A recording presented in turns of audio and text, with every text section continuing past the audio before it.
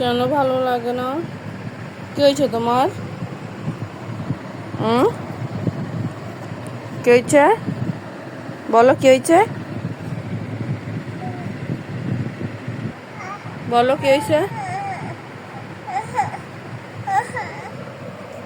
নাও এবার বলো কি হয়েছে তোমার? কেন ভালো লাগে না? কি করবা? আমি আমার হাতে নখ পালি